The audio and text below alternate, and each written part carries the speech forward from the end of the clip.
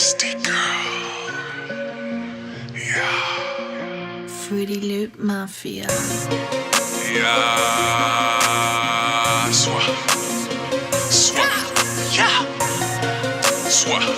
That's the nasty girl call. Yeah. Oh yeah, you're a nasty girl. Wanna use my plastic girl, just like I like it, girl. Gon' bring another girl. Yeah. You know I'm a busted girl. Why fucking open girl? You know I'm lusting girl. I swap. Now give me that wop wop. Gon' let me top off. That vitamin D'll leave you lit up in your hot spot. Ass up, pussy out.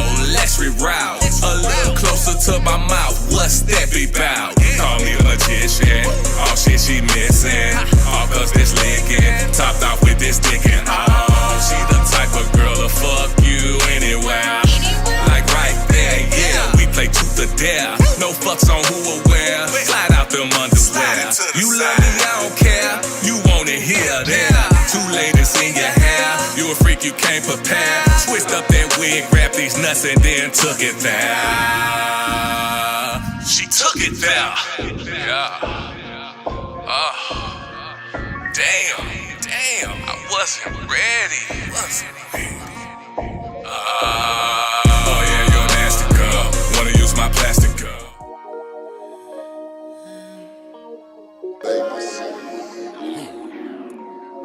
When you want, they can tell. When you want, they can tell. When you want, they can tell. When you want, they can tell. When you want, they can tell. When you want, they can tell. When you want, they can tell. When you want, they can tell. When you want, they can tell. When you want, they can tell. Junior high was a star. In high school in the mix. After a cap and gown, referred to y'all as the shit. Worked a gig once or twice. Got hit by that forklift. Left me crippled for life with a pill habit kid. Still thanking the Lord. Could have been a pot to piss. With no window. Pan rapper, trapper, cab driver committed. Serious as fuck. Eons from Blake Pippin. Sean was the homie. Football WKU. Tez and Skinny heard the flow and they already knew. West Bowling Green. Let me see my hood debut. What? Nigga, if you pop one, I pop two. When you want, they can tell. Yeah, they can tell. When you want, they can tell. They can tell. When you want, they can tell. When you want, they can tell. When you everybody wanna fuck. Who you done fuck? Was the bouncer that low? Or you simply what's up? Look at it how you wanna look at it. If at all sometime. Sorry, son of a bitch, just charged the mind. Scars on flesh is proof. Every day ain't sunny. Would be, could be. Never made honey. Talking shop at my shop. Burning pot at my spot. Praying for lost souls. And they shot at the top. Strong-handed bartender. Weak men under arrest. Standing there in hell. Can't live nor deal with themselves. Can't preach to a choir. Won't thief to acquire. Looking like a ball of certainty. Silhouette of fire. When you want, they can tell. When you want, they can tell. When you want, they can tell. When you want, they can tell. When you want, they can tell.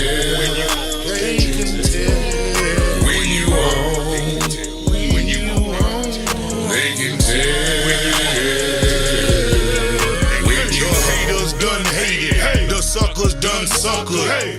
Fuck 'em. Let's get back to hustling. The haters done hated, the suckers done sucker. Fuck 'em. Let's get back to hustling. The haters done hated, the suckers done sucker. Fuck 'em. Let's get back to hustling. The haters done hated, the suckers done sucker. Fuck 'em. Let's get back to hustling. Yeah. When you own, they can tell. I ain't never seen a tiger and he had to tell me. Let that sink in. Anyway, it's 20 past 4 somewhere. Vibe Vito. Oh, yeah.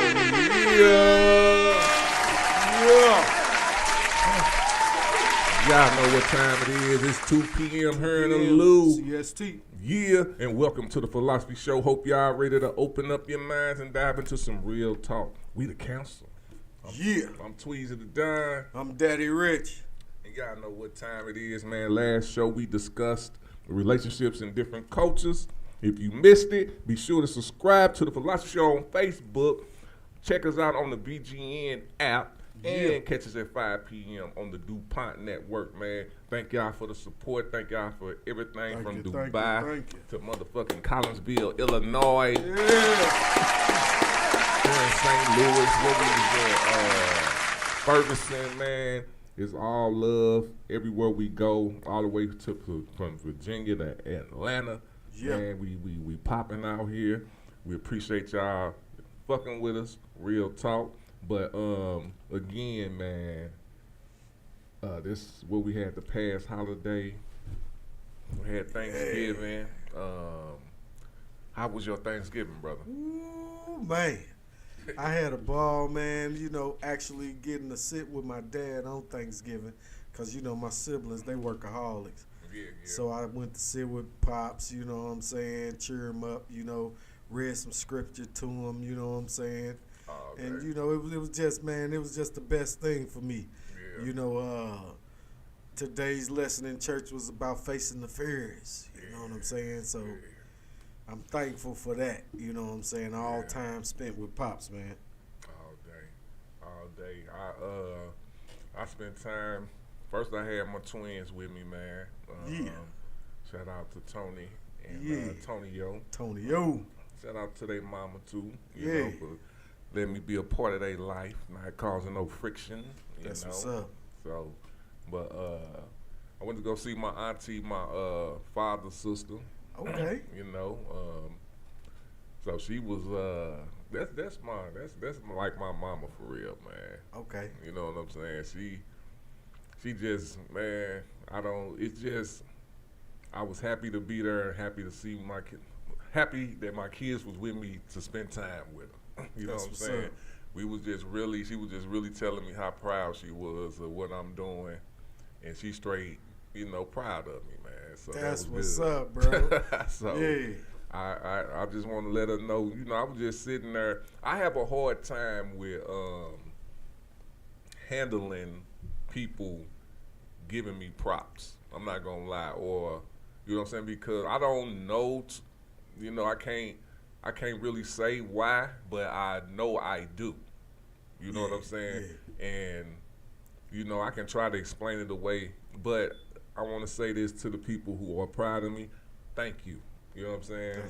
I really appreciate that. I need that. You know what I'm saying? So she let me know she proud of me there, and I went to see my grandma, which is their great grandma. Oh, it's getting better. You know what I'm saying? Grandma, she 80, dog, 81 years old. Okay. The body, her body is 81, but her mind ain't. That's what's up. You know what I'm saying? Yeah. And I can just, it's like it's kind of, I feel sad because I know, you know what I'm saying, I'm going to be losing her. Yeah. You know what I'm saying? And you know. Yeah. We all be knowing the feeling, man. But it's just whatever that part that the Most High put in us to live this life, knowing that's gonna happen. Period. Yeah. You know what I'm saying? Oh yeah. It just, it just made me appreciate a lot of things more. That's what's up. So, I hope that everybody Thanksgiving was great. And I do have to mention this too. I also I cooked the turkey, you know what I'm saying? Yeah. But I cooked turkey, dressing, what else? Corn on the cob, because I knew my kids like that. and then macaroni. So I cooked that just to be cooking it, you know what I'm saying? Yeah. But I really cooked to cook that turkey because my queen kids like the turkey, you know what I'm saying? So even though, you know, I don't want to say too much, but my peoples already know, you know what I'm saying? Yeah. But, you know, I had to, it was good having them call me and be like, oh, you make the best turkey and this and this and that. And I, you know, talk to Rena, and Rena was she was like, yeah, they even told me, it was like, your turkey good, but it ain't better than, that's why I make the best turkey. That's what's up, man. So, hey, that's what I told my peoples yesterday. Raz, this for you too. All the fam who fuck with us for real, who getting out the dirt, I want to get together. And my thing is, I understand people don't celebrate Thanksgiving and all that. Yeah. This not about the slaughter of the Native Americans. This ain't that. You know what I'm saying? Yeah. I understand that situation wholeheartedly, and I'm not celebrating it for that. You know, I apologize for the insensitivity that we have for that because we didn't know. We didn't know. We grew. They taught us some other shit. Oh yeah. You know what I'm saying? So, but once we got the truth of the matter, what it is, you know, it's not that, but it is our symbolism. The togetherness and the family and the tradition of getting together. You can't. That's hard to break. Yeah. Yeah. You know what I'm saying? That's real. So, I've been traditionally doing something for Thanksgiving or that Thursday or whatever forever. Forever. Yeah. Yeah. That's real. So if it's gonna be, you know, that's gonna be hard to break. But I do understand the situation. Wholehearted. You know. Woo. All right. So also, man, I got a new segment we gonna add to the Philosophy Show. Okay. If people haven't noticed, like on Facebook, I've been, you know, doing some soliloquies. You know what I'm saying? And these are dark. Some of them are positive, but most of them are dark. You know, they dark. And and I'm saying this first time on, let me make sure I sound good. There ain't no static in it. If people haven't noticed, okay, I think we're good. Crispy. Yeah. All right. So, I'm basically coming up with a new, what they call it, an alter ego. Okay. It's going to be in poetry. But it's not going to be like how everybody else doing poetry because I don't do poetry like they do it. I'd rather have stories and turn it into a soliloquy type deal and just speak it. And it might not be in my normal voice type shit. That's what it's called, alter ego. And my alter ego is called, my poet name, and my alter ego, it would be called Forgotten Father. Oh, wow. That's why dope. It's called Memoirs of the Forgotten Father. I've been seeing them. Them been dope, bro. I appreciate it. Keep on doing that. I said, oh, this, yeah. You know, different, but you. Yeah. You and know what I'm saying? And my thing is, these are heartfelt things that actually happen to me, and some of them they're so personal.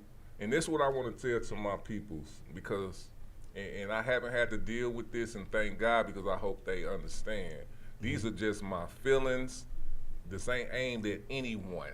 Yeah. This is just me releasing I gotta let it out somehow, man. Oh yeah. You know what I'm saying? Yeah. And I'm seeing how other people letting out their energy in their art. I'm more of I don't just, you know, and no knock to anybody. It has to mean something to me when I do it, and this is where it's at. And it got lessons in it. It's reality. Yeah. You True. know, it fits into what we doing too. Mm-hmm. So, when y'all see those, man, just understand this is just things that's coming out of my mental and my heart, and I need it, especially right now, you know. And I'm gonna give y'all, if y'all out there listening, hold on, let me well, to the people that's out there listening, because I know you're listening. I wrote this number down, and you know, it's either higher, it's either lower. You know what I'm saying? But my point is, 80 years old. You know what I'm saying? Well, first I had 2050. That's a date. You know what I'm saying? So 2050 a date. That's 26 years from now, or you want to say 25 years from now? 25 years from now, what would it be, about 80? Yeah. Yeah, so that's the number I wrote down, right? So we got to think about, you know what I'm saying, how much time that is in reality. Yeah. So what are we going to do with that time? So that's all you know, that's it. That's where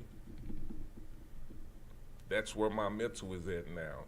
And I try to weave certain things into my life and weave certain things to my mind to keep shit, how can I say it, anchored. Like, now it's time for the word legendary to live its way out. Yeah. Period. However. You know what I'm saying? I can dig that. However. So that's where my mental at on that, man. And this week when I, you know, was like indulging and just listening to my peoples, not talking. I didn't do too much talking. Yeah. And I hope that my sons was kind of peeping that too, because I wasn't in there talking. I was in there soaking in what they was telling me and how they was feeling. You know what I'm saying? So when you do that, you know, it's a different thing when you just listening. I wanted to ask some questions, but I just wanted to hear them talk. You know what I'm saying? Because I want to know what they thinking. You know what I'm saying? When they see what's going on, the questions they asking me. A lot of questions from my grandma was about my daughters and my, you know, like because I got my 2 grandsons with my daughter in Texas. Okay. And she asking me questions. I'm just like, Grandma, I think I did a good job. They not calling me. You know what I'm saying? They ain't, you know, some people look at things different. I look at things in a whole different way. You know what I'm saying? It's like, I didn't raise my kids for me to hurdle them and keep them. Nah, I've raised y'all to get your grind on. Do what you got to do. You know what I'm saying? But that's not, I would say this, I didn't want that to be the whole part of them. That's what I thought the rest of the family was for. Or the mama, you know. I can't teach you everything. Especially if I wasn't taught it. I get you. So those like just peeping, just like with the relationship between me and my grandmama. You know, it was rocky, but after time and after living life, you straight understand that people are in situations, you know, who knows? Yeah. You can't really, you know how many times you done fucked up? I know how many times I done fucked up. So it's like, you can't really, you know what I'm saying? You got to be proud of what they give them super grace and be proud of who they representing and how, regardless. Yeah. Period. You know what I'm saying? Real talk. Period. Like, they living how they, whatever the case may be, because you can't really say, you know?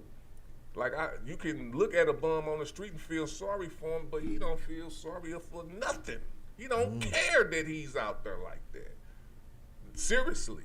Man. You know what I'm saying? I've seen some. So it's like, you really have to pave your own reality and be comfortable with it. I think that's the hardest part of living, for real. Oh, yeah. And then you got to know how long you live until you figure that out. Because we get raised. You know what I'm saying? We have, just trip off our generation and how quick we learned to or some people call it learn, some people call it mind control, whatever, with the phones. It was a point we didn't have phones in schools. That wasn't happening. You know what I'm saying? They done turned your phone. A phone ain't even a phone like we used to have a phone. Real talk. Where you just pick it up and this motherfucker control the world damn near. Real talk. Are you listening to me on this motherfucker? Yeah. So, with that being said, man, I just went on a rant because it's kind of what I was reflecting on, and those are where my poems and soliloquies come from.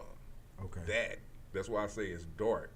It's more dark. I do have some positive ones, but these are more dark. So, but with that being said, man, this week we focusing on the universal and timeless topic, enjoying the spirit of togetherness. Because that was the best part of it. Yeah. You know what I'm saying? Oh, yeah. Just spending time with people who you got some type of link with. You know what I'm saying? Like, yo, I think that's what makes us human. I think some of this shit is taking that away. Like making you more, and I ain't gonna making you more animal. I ain't gonna say robot. Yeah. More animal. You know what I'm saying? Cause people like, we make us like, nah, I'm more animal. Y'all going too much with you need it all the time type shit when you don't. No. You know what I'm saying? Yeah. You need to calm down a little bit. What they say, add some fasting into some of your actions. You know what I'm saying? I ain't saying give it up. Go without for some time. Yeah, some sustainability. Yeah, make sure your mind right. Yeah. We see what happens when they can't live without it. You hear me, motherfucker? Get your Look, crash outs. Crash test dummies. Like, damn. Straight up. Alright. Like, damn, like, I don't want to have to. Look, I ain't gonna lie, man. We gonna jump into the topic. I had instances where I felt like I was like in jail. Like, I put myself in that mindset, like, a motherfucker, you gotta sit here 24 hours. You can't do shit but be in this cell.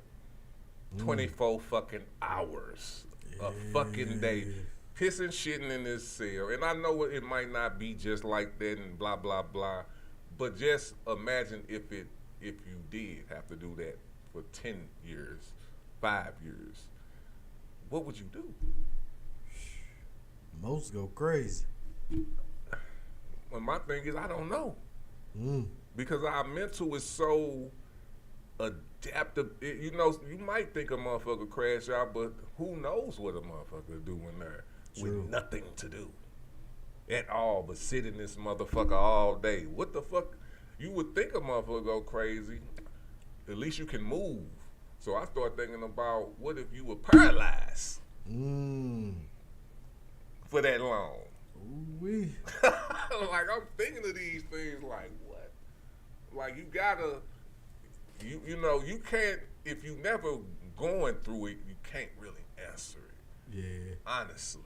Because it won't come from experience. Nah. It'll come from assumptions. Yeah. You only know if that's you. And I done seen, I don't know what you're thinking. I would like to ask somebody that. You know what I'm saying? So, it's like, where do you know, your mental, man, where does it really come from? What if you don't, is your spirit still gonna be the same if you can't walk? You know what I'm saying? Oh, yeah. So, these are the things that make the togetherness, because I would think if I got paralyzed, you would think I would be the same person. So, just having a person around you that's gonna lift you up and don't think about what this person thinking about. Yeah. You know what I'm saying? Because you can't. That's the worst thing people try to do, is try to think for another person. No, think if you felt that was you, how would you want to be treated? Regardless, I'll fight with a motherfucker to let them know I love them. I don't give a fuck what you talking about. I don't care if you want to hear that shit. Well, I know you don't now, but I'm not finna let you feel that way. No. Because I can, you know what I'm saying? That's real nigga shit. You got to. Yeah. You know what I'm saying? Because it is better to pressure than not. You know what I'm saying? When it comes to those type of things. Because you don't never know. People could be smiling, bro, and that's just a normal smile through pain. You know what I'm saying? Yeah. So that's why you gotta let that shit out, man. Yeah, man. Don't keep that bottled up now. Please don't. All right. In a world that often feels divided, the concept of togetherness serves as a reminder of what truly matters: connection, unity, and the shared human experience. So this is what we're gonna be exploring today, bro. We got the power of shared moments, cultural traditions of togetherness, human nature and connection, togetherness and resilience, and enjoying life's simple joys. So I think we do a lot of the power of shared moments. You know what I'm saying? Yeah. Just like now, this one of them, doing the podcasting. Shared moment, definitely. Shared moments, and it reached, multiple people. And you start with, hey, how was last week? How was, those shared moment thoughts? All day. So that's pretty dope. Hey, it's one. What's up, Cash Raw? I see you out there. What up, Cash Raw? It's one thing that I took away from what my father taught me, like being a father. The moments count more than anything. You know what I'm saying? Don't nobody trip off no new. In my life, I never tripped. In my childhood, I only tripped off of clothes because some people talked about me, but I already had the mental at that age. It's like if you talking about me, won't you buy me some shoes? Yeah. I mean, if you're going to talk about me, do something. I don't know. I just had that, so it didn't bother me because I couldn't do nothing about it. My daddy didn't buy me my clothes. I ain't buy it. You know what I'm saying? That's reality. So I didn't, but that's the only time I tripped off of those type of things. All the things I remember is my daddy taking me to the park, the Nintendos, and you know what I'm saying, him just going to work and other things. But the positive things, that's what not even the Christmases was all good. I remember being mad that's when I came up with the concept. I don't know if somebody told me this or something, but I was a little kid, bro, and my daddy said he was gonna give me something for Christmas, and he didn't get it. You know what I'm saying? Like, he didn't get it, and I couldn't be mad. Like, I couldn't be mad or none of that shit. So it was like expect the worst. I mean, what is it? Prepare for the worst, but expect the best. Yeah. That's what it was. That's what I came up with that concept. And that's how I knew I was on something different, because you say, this could go either way.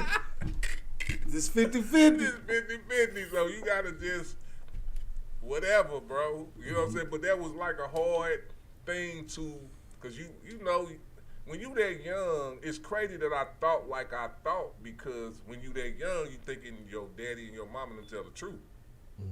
If you thinking like that, so you thinking they word bond, and when it's not bond, and it kind of, especially if you telling people, oh yeah, I'm gonna get this, you a little kid, I'm gonna get this, and then when it's Christmas, you looking for that motherfucker. I ain't get that. Dang. So that was one of my stoic moments. He said the moment when reality was reality. Like, and us as kids, man, we could gauge the room. Yeah. Let's just say, Mm-hmm. like, okay, we ain't got much, so I guess that that kind of sets our expectations when we can view and look around and okay, read the room. Okay, we ain't got much, so I ain't really expecting much. But sometimes our parents would exceed our expectations, like, oh, snap. You know what I'm saying? Right. And then there's those real moments where it's like, oh, shit. But at least I knew before this happened that it's a chance that, you know, it may not happen. Right. You know what I'm saying? Right. Yeah. That's a hard. As a little kid, it's not, you know, they say we resilient, which we are. There's a lot of things I feel like if I went through them at a young age, I probably, like now, if I got locked up, I don't know what the fuck I would, like what would I be doing in prison at this age? But as a kid, you wouldn't have gave a fuck. You would have been in that motherfucker doing, you would have been figuring, you know. Figure it out, adapt it. You would have. Like, that's why I say sometimes it's, you know, your experience is experience. Like, even when we talk, our older selves can talk shit about our younger selves, but our younger selves can do some shit that we ain't gonna be able to do no more. Like run. Yeah. So, we might walk fast now. Right. So that's why I say when we get that certain age, man, that's why I say trip off where we at. Trip off these situations we in, ain't gonna be the same. You're gonna be tapping into something different. Yeah. That you didn't have to tap in before. Yeah. So why not try tapping it in a little early? Man, you know please, Cause I think that's what we should always do for us and for the kids. You gotta let them know. Hold on. Hit that.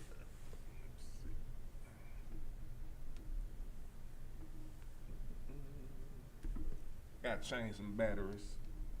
Chargers. All right.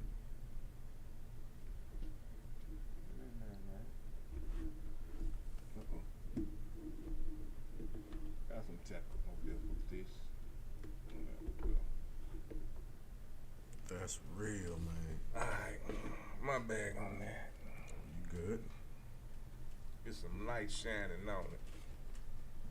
But yeah, we need to tap into them a little more early and teach our kids that too, man, because I think personally we losing that part in the togetherness. You know, not everybody though. Yeah. Not everybody. You know what I'm saying? So, yeah. That's kind of what, like they say, you know, you see some of the posts on Facebook, our kids don't know each other. Or the post, or we all used to be over grandma's house, be about 40 of us, you know, but our the generation of kids under us, they don't do that no more. Yeah. You know what I'm saying? To a certain extent. Right. You know? It's more, well, I can't speak on it, but I think if we to counter that, if we all do it together, you don't have to be the same family. Yeah. You know what I'm saying? Not blood anyway. You know what I'm saying? But a connection of people. We should all, I remember going over hella people cribs on Thanksgiving, my homeboys people. Yeah. I remember walking in making sure that I could have a plate. That's how real, because some people invite you over people's house who ain't got it like that. Yeah. That's how many people houses I go to. You know what I'm saying? Yeah. To where I'm like, hey, because ain't nobody, if you ain't got it, all right, that's cool. I ain't gonna be mad, but I don't want to eat your food and you don't got it. Then I will be mad, because it's like, why you could have just said this is like the 4th, 5th house I'd have been to. Yeah. You know what I'm saying? I could not get nothing. I dig that. You know what I'm saying? That's how many. I remember that, bro. Like going to hella people cribs to eat. So I know, like after COVID, Well, I don't know if we blaming it on COVID because people still doing shit. You know what I'm saying? So I don't know if it's just the traditions are broke now. Motherfuckers don't cook no more. I don't know. You know what I'm saying? Yeah, they rotel your ass to death right now.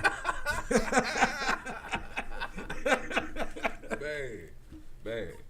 But all right, let me see on them shared moments to say from family gatherings to community events, there's magic in creating memories with each other. Why do shared experience often leave the deepest impressions on our lives? And how can we prioritize them more? How can we prioritize them more? That was a question, huh? Deepest impressions. Prioritize more. The first one is, why do shared experience often leave the deepest impressions? Like shared, I think because it's you sharing it with somebody. When you making straight, when you doing shit with other people and we all experiencing at the same time, that's like electricity. That's like one of those old cliches. They make memories. Yeah. You know what I'm saying? That's one of those things where you making memories. And now they say who was there was supposed to be there. Mm-hmm. You know what I'm saying? Real Type talk. thing, man. The shared, man, be so memorable because of this ain't an everyday thing too. You know what I'm saying? This a moment in time. You know what I'm saying? And you always want to capture that moment. Yeah. You know what I'm saying? No matter who there. You know, whether you say, like you say, blood family or not, extended family outside of bloodline, that memory gonna still be that memory long as it's, you know, that core of people that you have those bonds built with. You know what I'm saying? Or that moment could be a bond building moment. True. So yeah, man, make memories. All day. All right. Now we going to cultural traditions of togetherness. Say every culture has its own way of celebrating unity, whether it's a holiday, a festival, or even a meal. What can we learn from these traditions and how we can incorporate their wisdom into our daily lives? What is that? What's that? May 5th? Cinco de Mayo Day? Cinco de Mayo. What are they celebrating? I haven't figured that out. I just thought it was you know, like a Spanish Mexican culture type thing. So did we come up with that, or did it come from Mexico? I think that's a Mexico thing. You know. But I'm just amazed how we just adapted to that culture as much as we. And look at Mardi Gras. Yeah. We adapted to that one too. You know. And Mardi Gras, that's New Orleans, right? But that's I think that's more of a Catholic type thing. Is it? Like Lent and all those. I think that's all like some of the same, like right before Easter. You know what I'm saying? All depends on where you're from and your customs, like you say. You know what I'm saying? But I think that's before Easter, like Mardi Gras, Lent. You know what they call it? Some Tuesday. Fat Tuesday. Yep. Fat Tuesday. All that I think is before like Easter or something. You know, so I think most of that has maybe a Catholic New Orleans type influence. Okay. Yeah, but that's something, like you say, a togetherness, something we can take from that, and that we have took from that, the gathering at Mardi Gras. You know, I don't know if people thoroughly understand what's going on, you know, and just like, what is it, Lent, where I guess they eat fish or whatever. Yeah, they eat. You know what I'm saying? They put the ashes, the Catholics put the ashes on the head. So we are taking some customs from things like that, but I'm not too sure if everybody actually understands what they're partaking in. Yeah. But like you said, Thanksgiving, when we did the research, was technically the slaughter of, let's say. Yeah. But we've took that And we made that a gathering time for family, you know, and not necessarily celebrating the slaughter of. You know, but to commune, to sit down and share a meal, you know, once this one specific time in November outside the year. You know, you don't do it all the time, but that's a specific time in the year where you do the family gatherings. And we took that custom. I'm trying. So let's play devil advocate just for a little bit on this topic of Thanksgiving, and then we'll continue with the topic. So, do you think they should change the name, or is it? I think the name is actually perfect. I do too. Like Thanksgiving, give thanks. You know what I'm saying? Just And- take that history out of it. Yeah. That's not what this is for. It is not connected to this. Yeah, true. Okay. I'm with that. It was one of my favorite holidays for real, you know, because of what my mother told me it was like, you know, because you got Halloween, you got Thanksgiving, and then it's on your way to Christmas. And my mother always told me, never skip Thanksgiving and head right to Christmas. She says, always show thanks before you get to what we celebrate as the birth of. Give thanks to him first. You go from the dark holiday to the birth of, and you skip the thanks. You know, so my mother always said, never skip Thanksgiving, go right to Christmas. A lot of people do that, can't wait. Soon as them stores start to switch, they head right for Christmas. Oh, I'm putting my tree up. Oh, the Christmas movies. I made it a habit to not watch Christmas movies or do anything involving Christmas to after Thanksgiving. No doubt. I remember one day we put the tree up. Bro. Damn. Before Thanksgiving, we put the Christmas tree up. My mother came home from work, and that's when we realized who our mother was. Me and my younger sister Sophie, we think we just, man, we just think we doing. Right. That's where that lesson came in. She was hot as fish grease. Damn. Bro, I've never did it since. We just in there, just went in the basement, got the tree, got the lights, untangling the lights. We got everything laid out, ornaments, everything. We start, you know, pushing the branches the way they forming the branches. We about to put the tree. Boy, when she came through that door tweez and that tree was up, she lit us up, bro.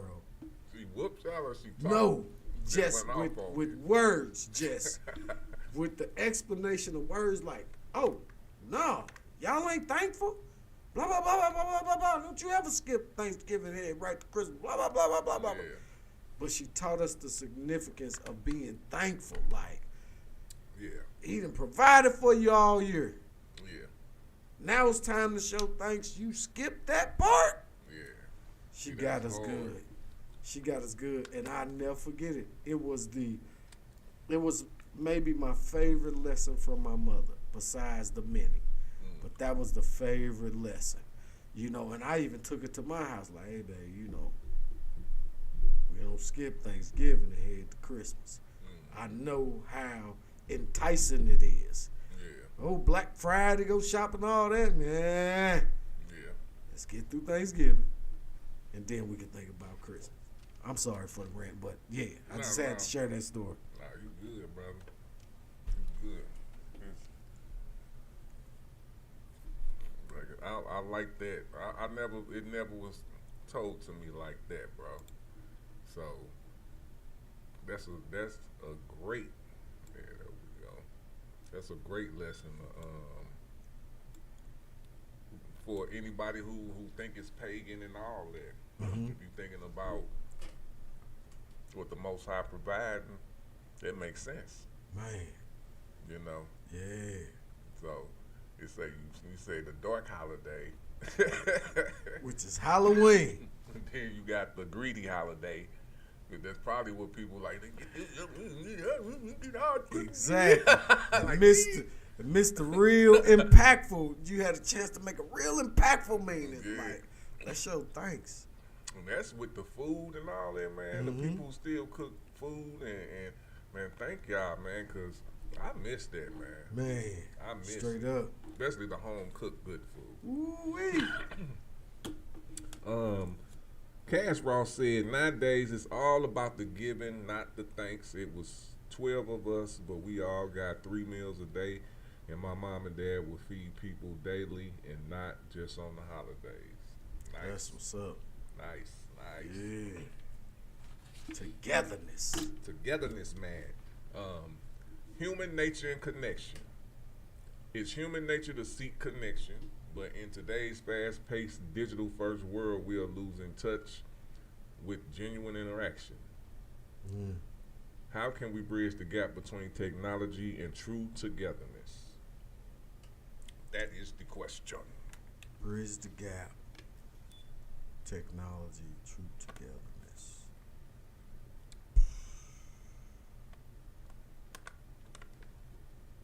All I can say is that's mix a it hard with. Well, you just mix it with social events. You have to mix it. You have to mix it. You know, you got to. You know, my thing is there's different personalities now. So if you were more introverted, an introvert now might be different than an introvert back then. Now because of social media. Yeah. You know what I'm saying? You don't really have to. A person would have had to go out. Instead of now, you don't. You may not have to. You know what I'm saying? So you have to mix it more with social interaction, especially like dating apps. You can't just be dating and not see each other. That's true. You know what I'm saying? Yeah. Like what type of, so I think you can learn a lot off of social media, especially with emotions. But you just have to assess them well. Everything is exaggerated now on social media. So, you might see all these fat asses, and just being, I'm just being honest. You see all these fat asses, but it's not that many fat asses. You gotta know that this is being perverted. Yeah.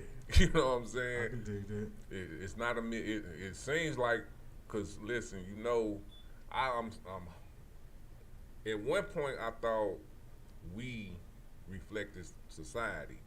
It's seeming like now people are reflecting social media. That's why it's a million rappers. Man, it's a million. when they say models. clone, I thought it was physically, but no, when you look around now, you're like, oh, that's what they mean by clone. They kind of get it twisted with people saying old and new, but it's really, if you call it what it is exactly what you're saying. People are being you are more cool with following than creating your own now. Yep. That's what it is. That is exactly what it is. Like, oh, wow. It's too, go ahead, bro. No, go ahead. I mean, it's too many artists that sound alike.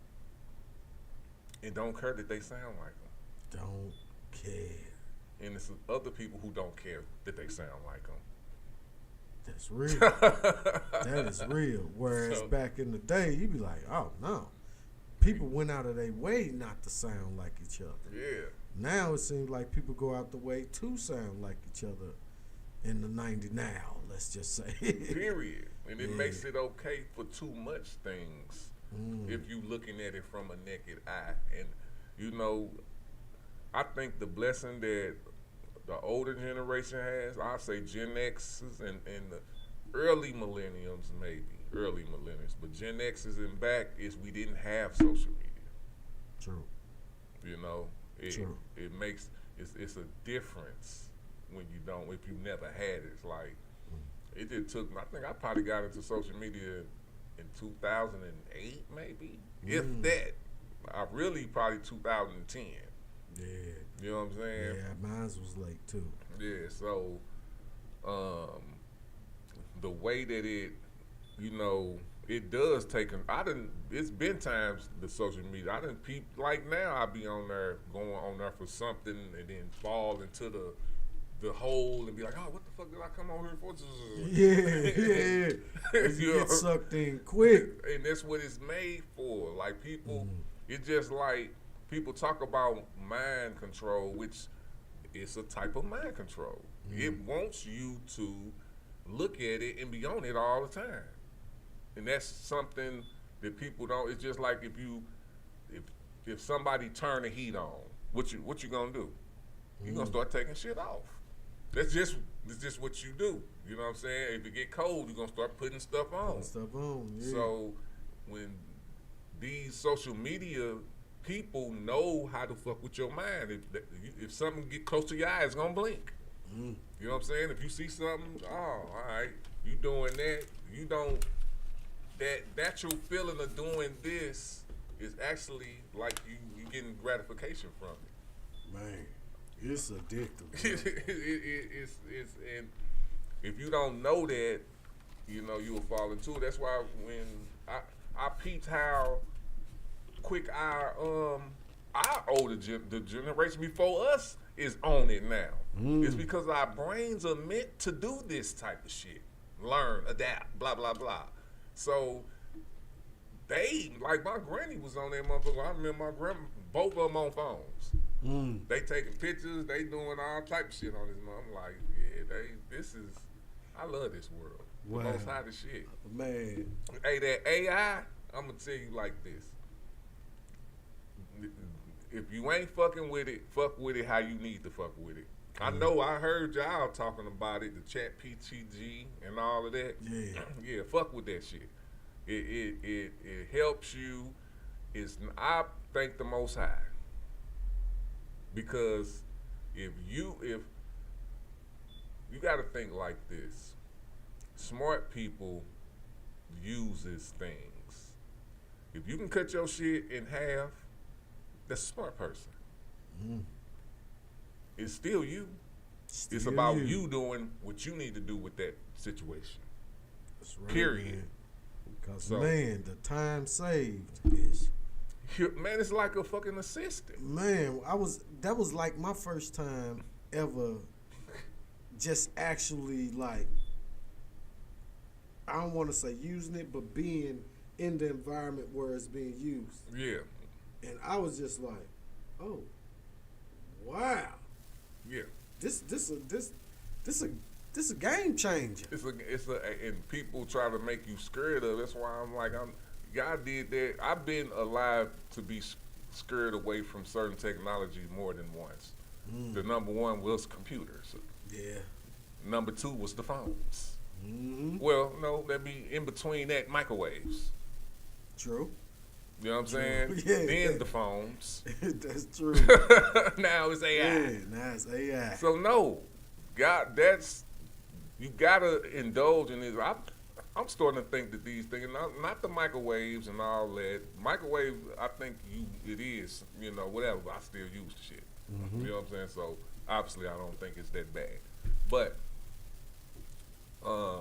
technology, I think, you know, some people might not believe me in this, but the Most High is part of that.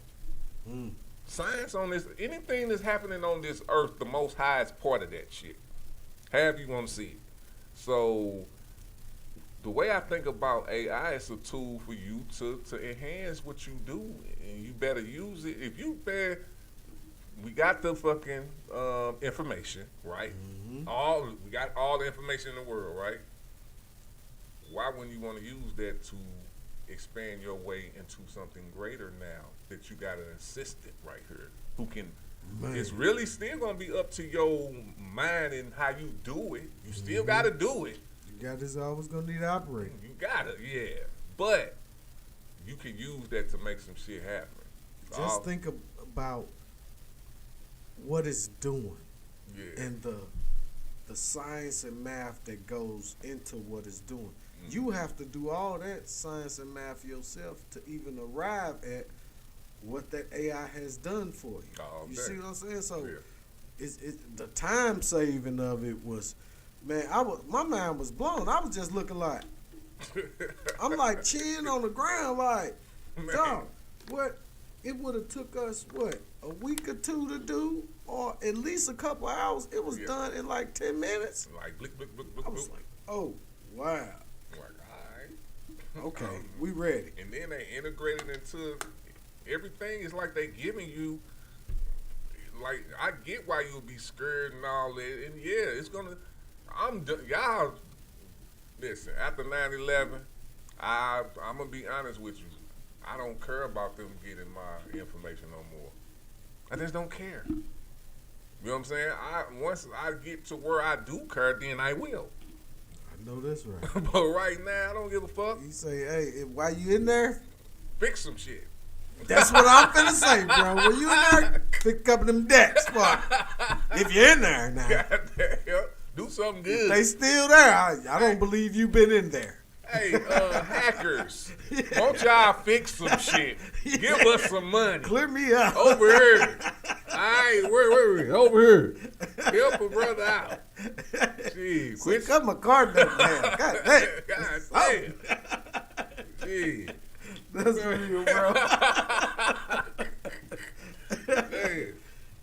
So, but yeah, man, the togetherness and the connections, man, that's just, I don't know how you can live on this earth. Even if you want to be alone, you trying to be alone, you gonna be around people. So you trying to be alone is still a connection. Yeah, 'cause you gotta go to the grocery store. You gotta do this, yeah. You gonna have to interact with something or somebody. You got to. You know, even if that's long distance, you still gonna have to interact with somebody. Man, so.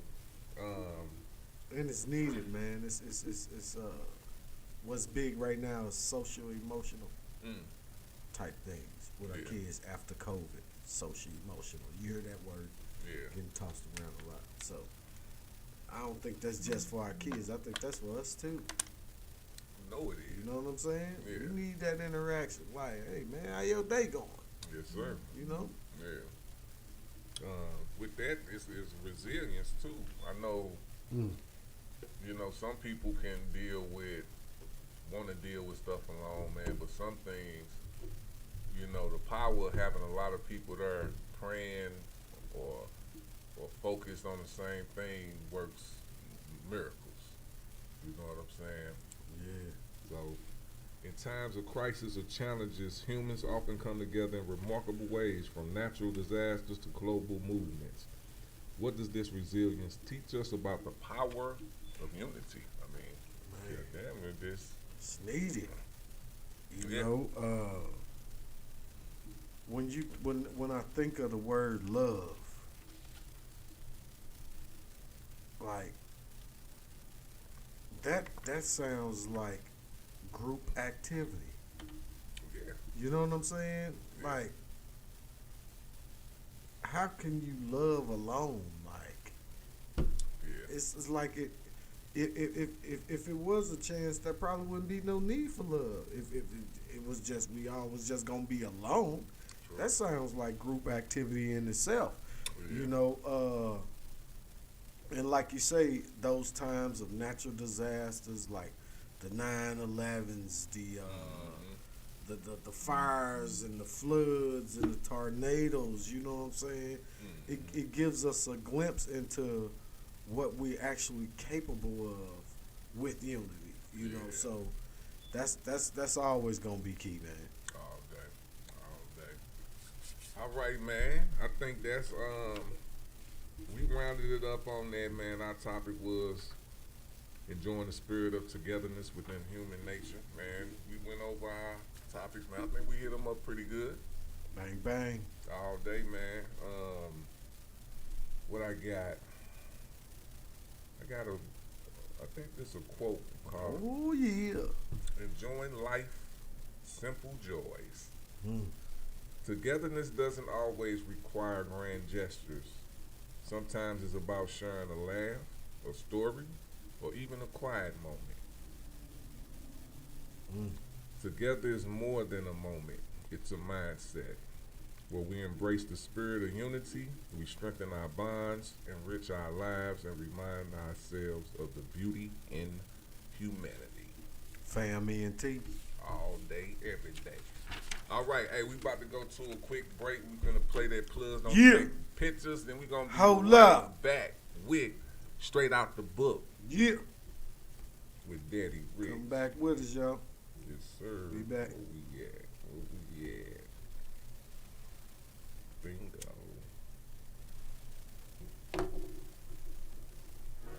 You know what I mean? Ain't that the way you heard me at that wedding? When we met at Tina and Rouse's, young nigga. Takes us back about 40 years, huh? Yeah. Shout out to Danny Green. Focus on cash flow. Hold up. Plugs don't take pictures. Hold up.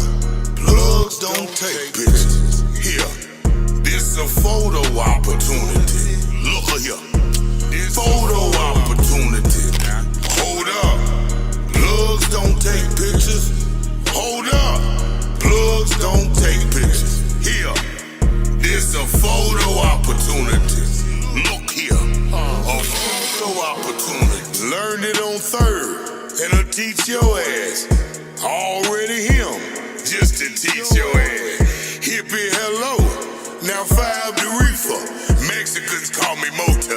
Mama screams out Jesus. Now cut this shit. This reality inspired. Kanye West string a bell through the wire. What? Retro to get this shit right now. Black Andy Reid called the show from out of bounds. Hootie hoo my ass. This shit lit. In high school, daydreamed about nights like this. Welcome to Bowling Green. We do fun so proper. Drank so much vodka. Don't fuck with cold water. Hold up, yeah.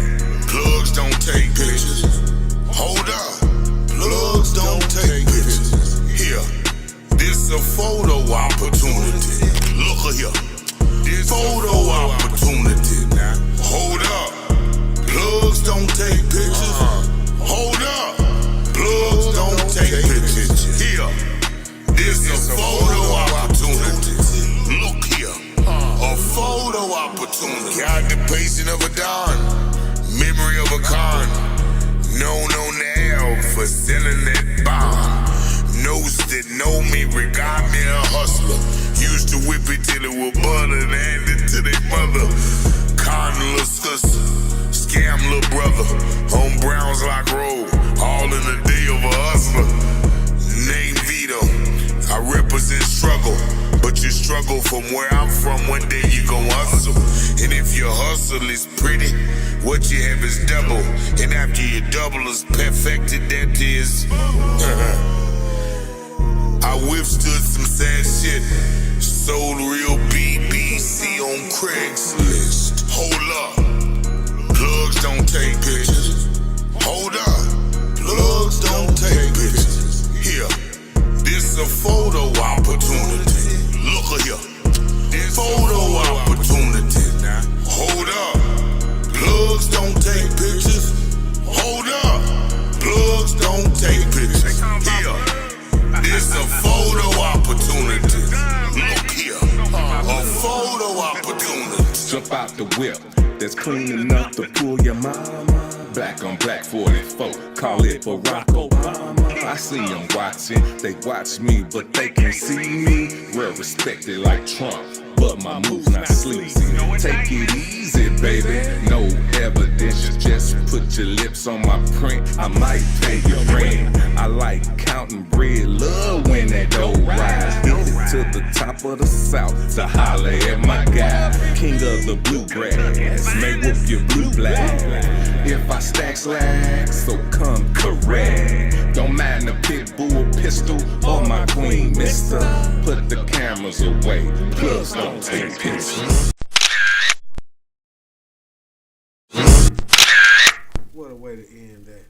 Oh, yeah. You know how we get down, man. That's one of my favorite verses, too, man. Oh, yeah, you killed that. Hey, I appreciate it. No doubt. Hey, that's all praise to the Most High. Because it was, I think that's when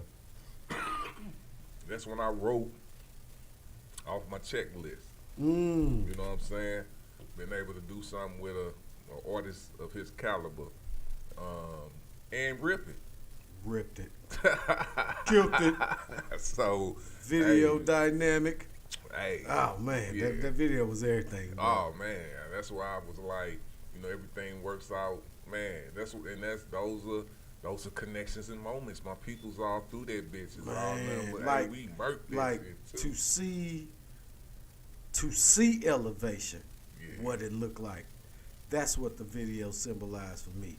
Oh, I got to see elevation. Yes, sir. You know what I'm saying? All That day. was dope, bro. Hey, all day. I appreciate it. All right, man. It's on you. Yeah. This particular part is called Straight Out the Book. Yeah. Today, since we're in Thanksgiving season, I have Psalms 103, and it reads as thus: Give thanks to him and praise his name, for the Lord is good, and his love endures forever. His faithfulness continues through all generations. Not just ours. Yeah. All. It's going to be here after we gone. All generations. All generations. That's a promise. Man. It's a question that I ask, man, and every time I hear this, man, I just be thinking like, what's next? What's next? You know what I'm saying? Ooh. Like, what's next? We eating. Man, so. That's what's next. We eating, bro. Straight up. Eating. Here's to the many more next couple years of elevation, man. I see you doing your thing, man. Big salute to you. And you know, as Jay the Realist say, fuck a hater, get paper. Fuck a hater, get Shout out to Jay the Realist. All day. All right, hey, y'all just heard that, man. You want to elaborate a little bit more on it, or what? Talk to us a little bit. What can we get from Giving thanks is important, man. Like I was sharing the story about what my mother say, never skip Thanksgiving, head right to Christmas.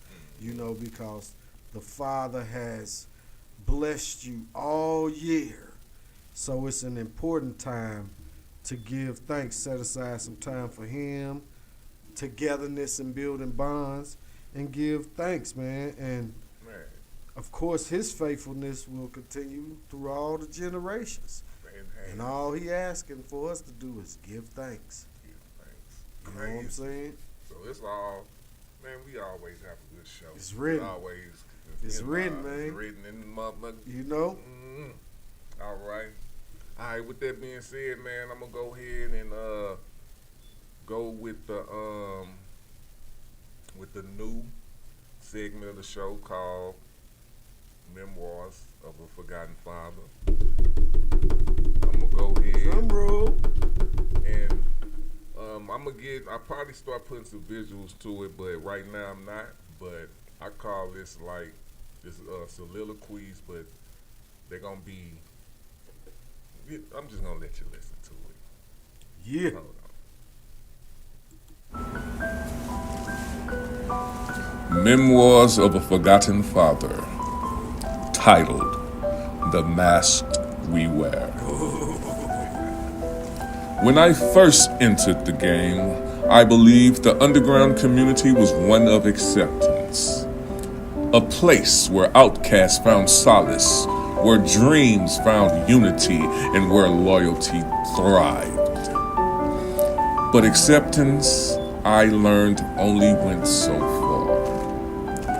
They welcomed what I could give.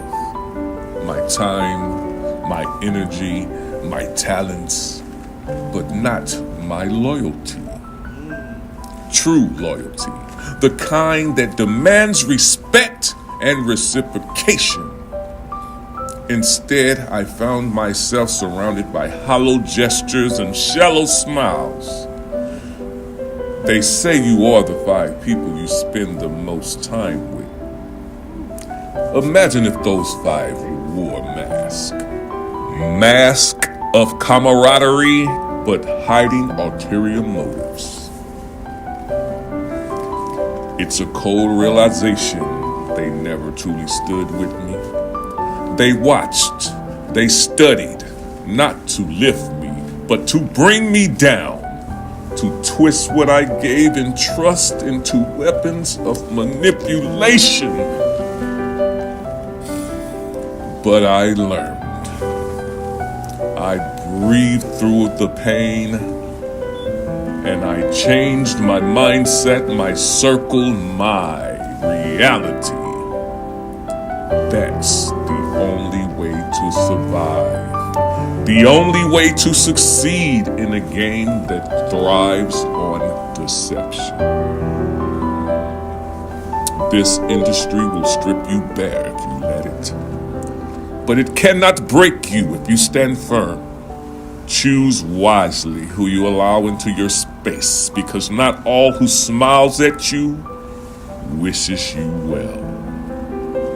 Loyalty, my loyalty, remains steadfast, not to those who sought to use it, but to myself and the vision I uphold.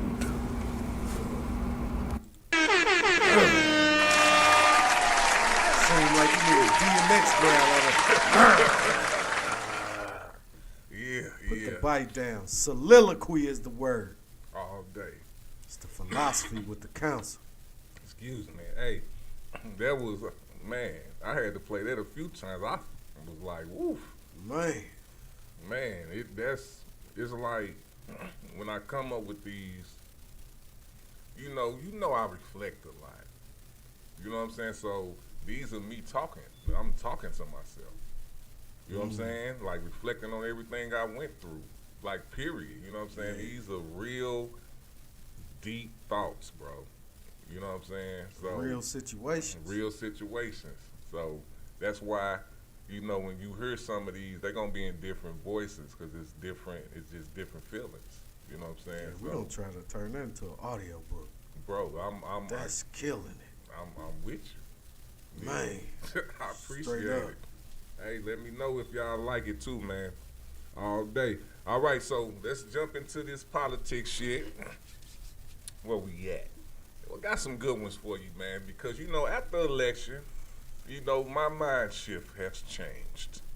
You know, this the second time Trump won, so it wasn't no surprise that he won.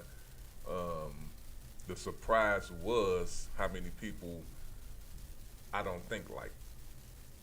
You know, I found out that, you know, that I'm not in the majority of how people think nowadays.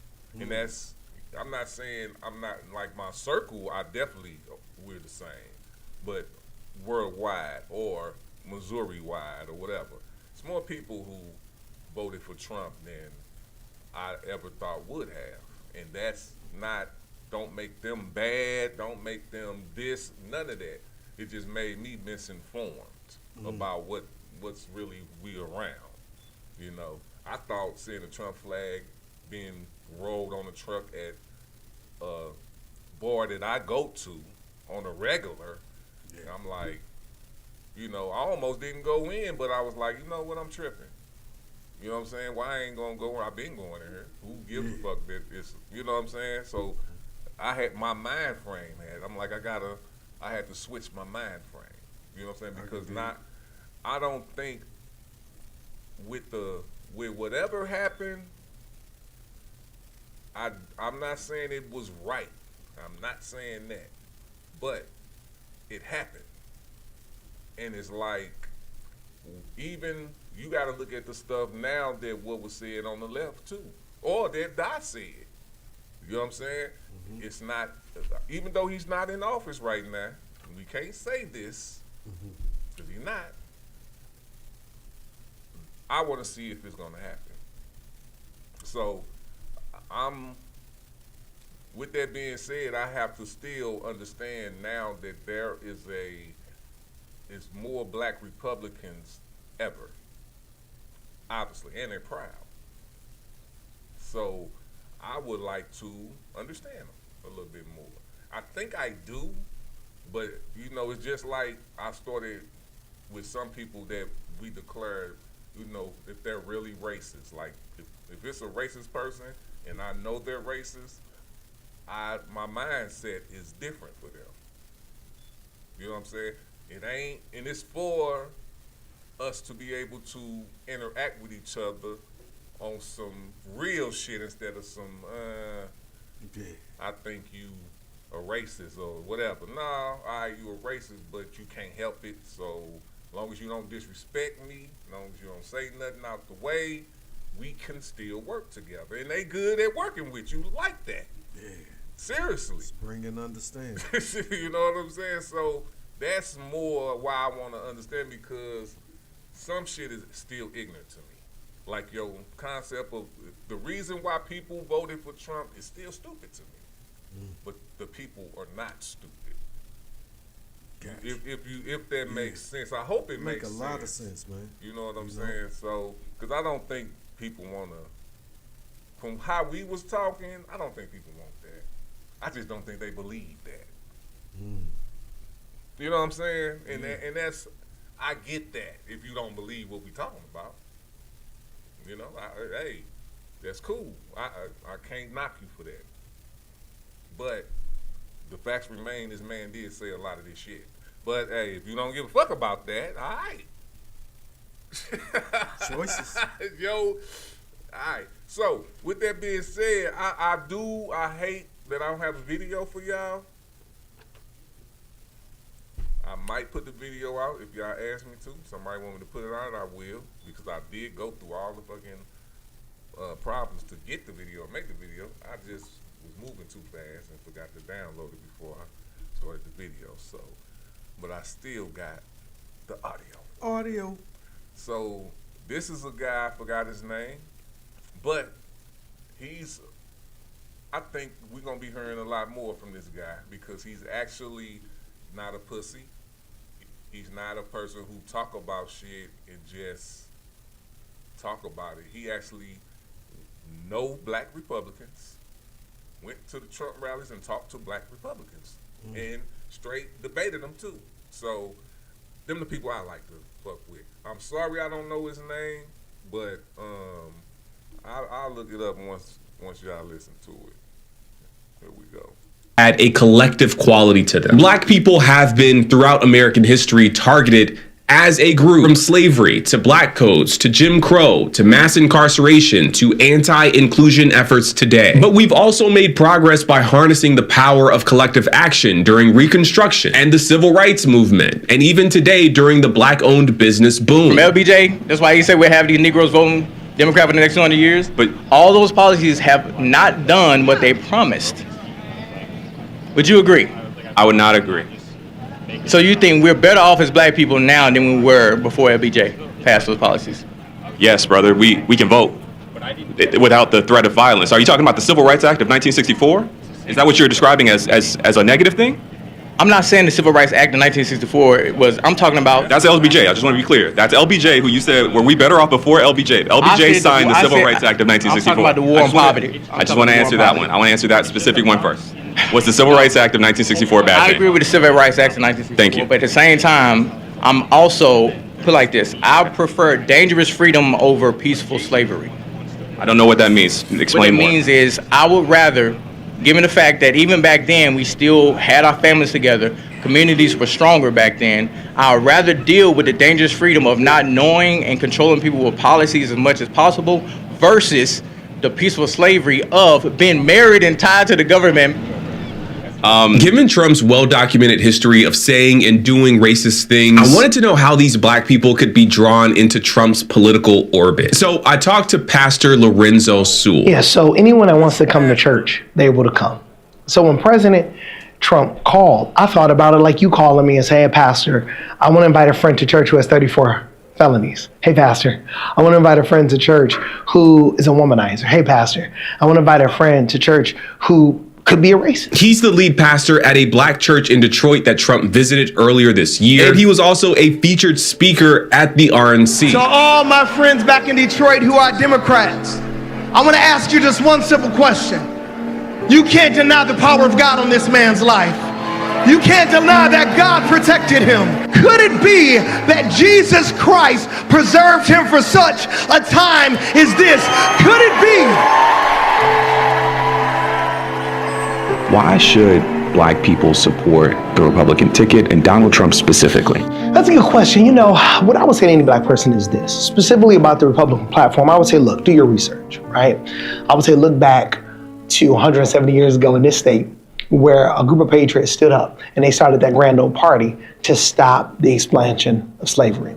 If a black person said, well, Pastor, Donald Trump is racist, the Republican Party is racist, well, let's play that theme out throughout history. Let's look at who was the party of slavery, who was the party of Jim Crow, right? Who's the party of the slave codes? Well, those are Democrats. Let's have that conversation.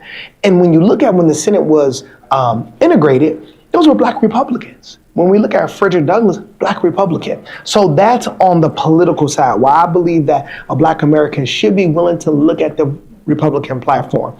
In terms of my political convictions as a pastor, my conviction in my heart. A black woman's womb is the most dangerous place for a black child to be. So, if a black American, specifically a black woman, my conversation would be, give our black babies a chance. Look at the Republican Party in terms of President Donald J. Trump. This is what I would say.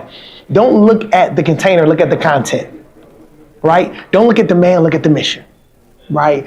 Don't look at his past. Look at what your agenda is for your community in the future. Conservatives are leading the charge to remove protections for voting rights, protections for maternal mortality, interventions in California, affirmative action, diversity, equity, and inclusion. These are all issues that pertain directly to the people that I know that you serve in your community. Why should they support the party behind the hindrance, the advancement of the very things that I know you stand for? Sure. Black people that I know, that I represent, that I've had these conversations with, they don't want to be put in a position because they're black. There's not one black person I know that will say to me, Lorenzo, I deserve this position because I'm black. But I want to. You know that's not what DEI is. DEI is about fair hiring practices, opening up opportunity, like creating pathways. But you're smart. You're an intelligent man, and those that would say this, I believe they're very intelligent. It costs more money not to hire the person who's the best than to be racist. It actually costs more money. So if you're the best at what you do, right? And let's just say I'm a racist.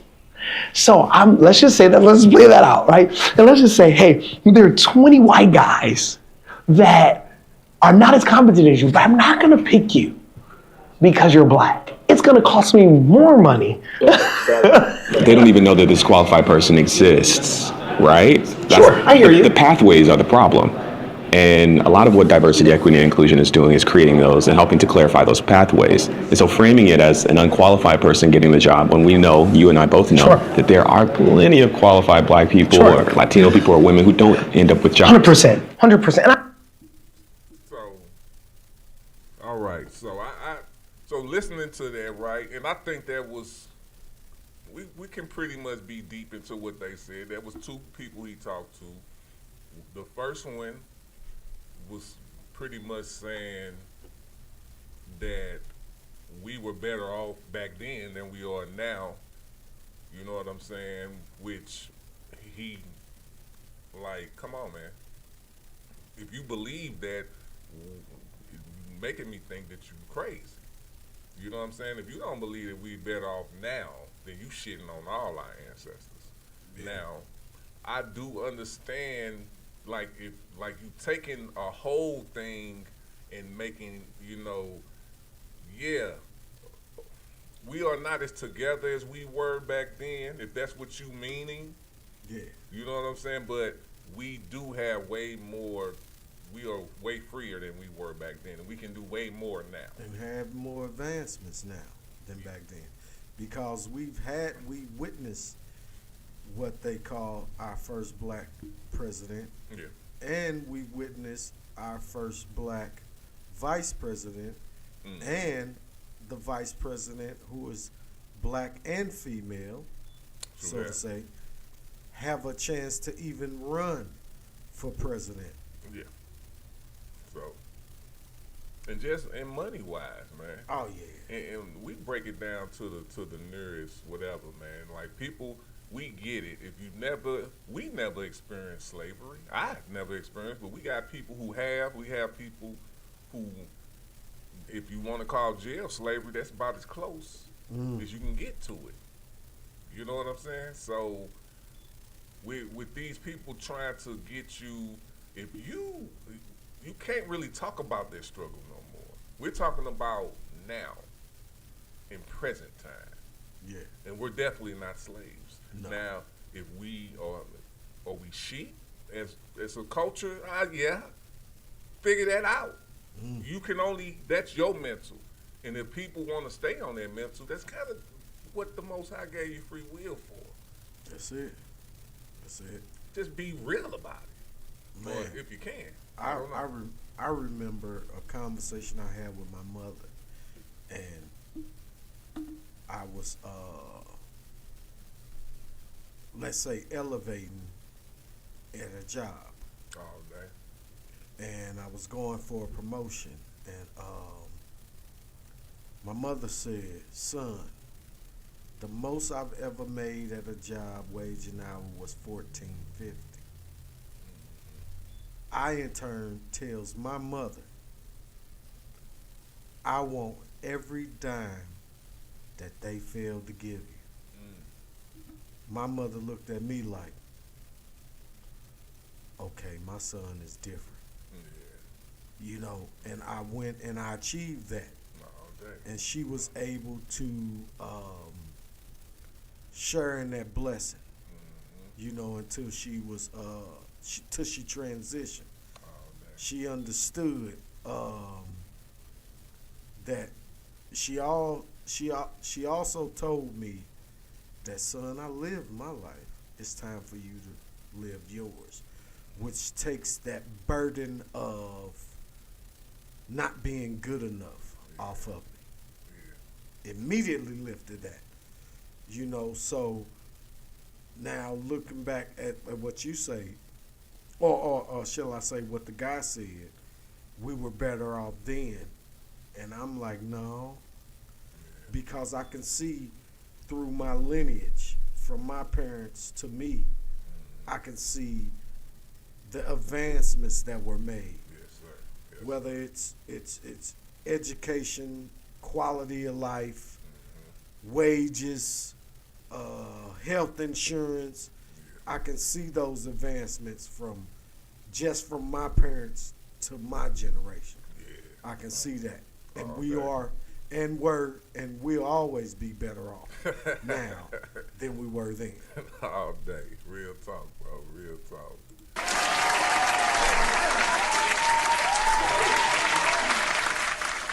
I wanna debate the thing that he said about, you know, listen, what he said about the Republican Party and the Democratic Party when it comes to slavery, he was correct.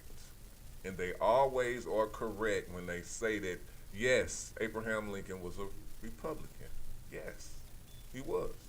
So when y'all hear this though, and you turn around and you look at how the party is now, you should just have a question. How did they change ideologies? It's a difference. A Republican back then is not the same Republican it was that it is now. It's not. A Democrat back then is not the same Democrat it is now. They changed ideologies.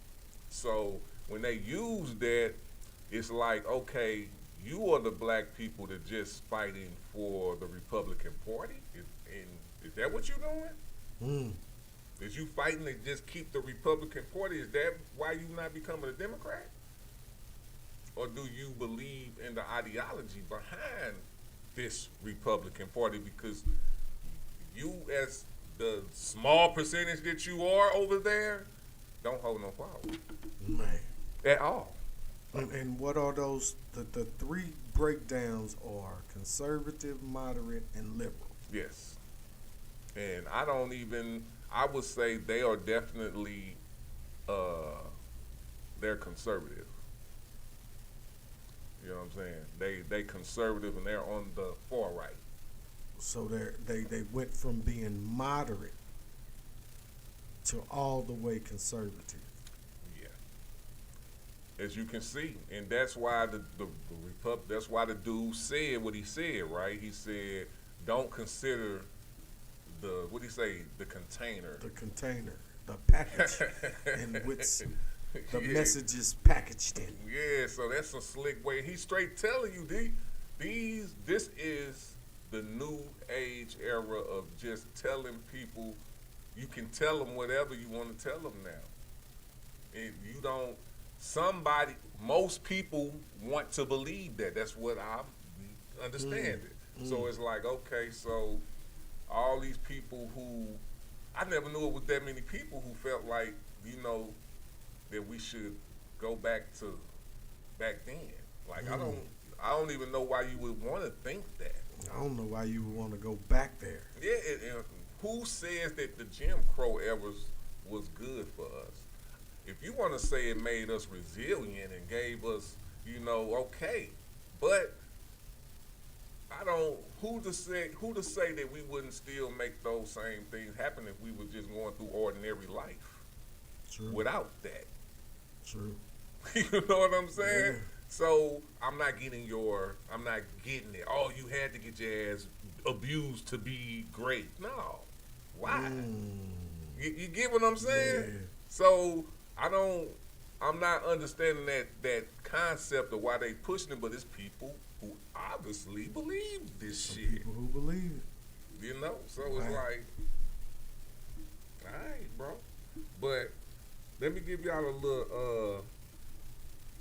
little shift in where the Republican Party and the Democrats start switching up. So you got the Gilded Age and the Progressive era. Republicans became associated with big business, industrialists, and economic conservatism. So that's 1870 to 1910, where the Republicans started to more be big business. That's what they think. That's how they got Trump in. Oh, business. Yeah. You know what I'm saying? Don't that about sound right? Sound about right. All right. The New Deal and the Great Depression. That's the 1930s. So the Great Depression came, shit fucking up. You know what I'm saying? Under Franklin D. Roosevelt. Y'all remember that motherfucker, right? I know y'all remember this. Roosevelt. And he was a Democratic Party. Okay. Embraced the New Deal, advocating for a strong federal government, economic regulations, and social welfare programs. Are you starting to? This is where the ideology started to change. The world changes. You went through the motherfucking slavery shit. Now it's free people. Now it's a real economy. You still on some hater shit, of course. Blah blah blah. But when the actual country go down, you got to start doing something. Because it ain't just hurting us. It's hurting everybody. Yeah. So now you got to figure some shit out. Along with, you better think about us too, because you got us fucked up.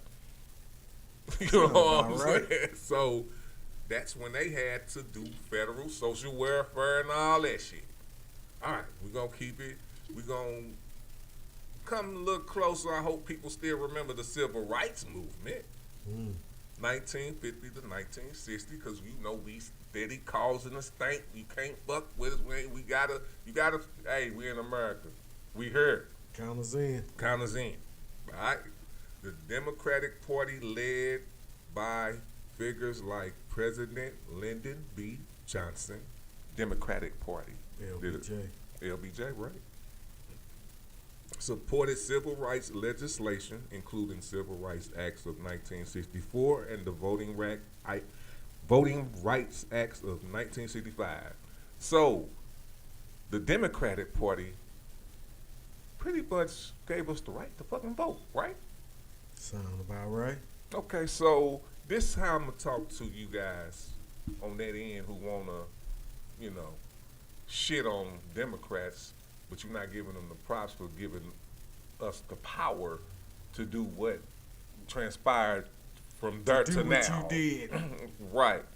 But you want to give y'all the credit for doing what y'all should have did anyway. It's your job.